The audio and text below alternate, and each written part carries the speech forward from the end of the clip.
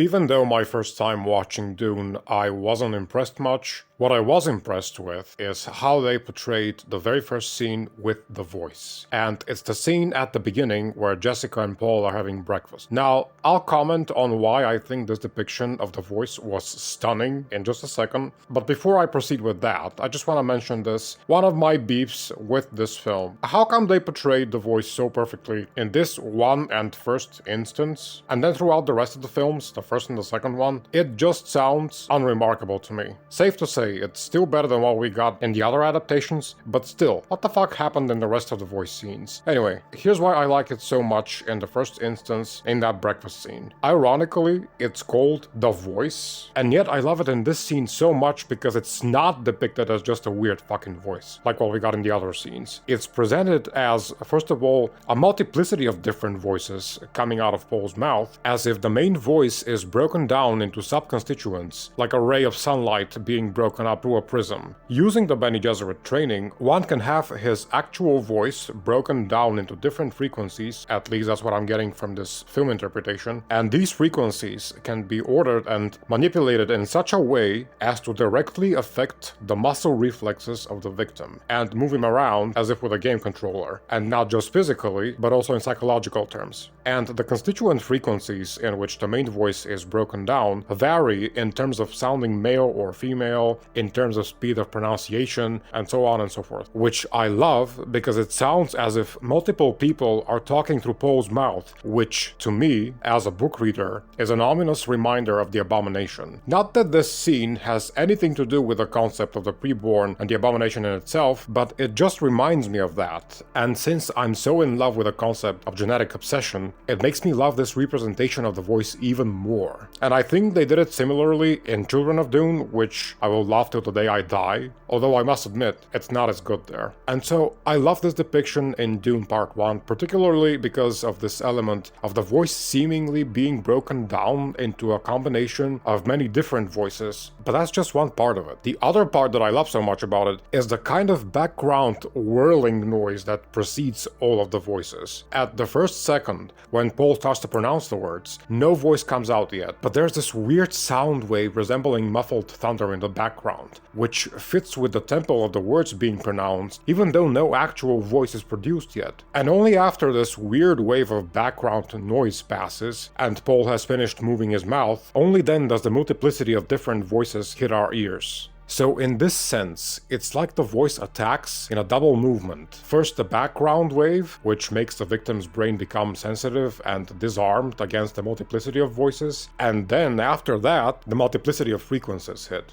I just absolutely love the mechanics of this depiction. And because it's so good, it makes me hate even more the fact that it's never ever done like that again, in either of the new films.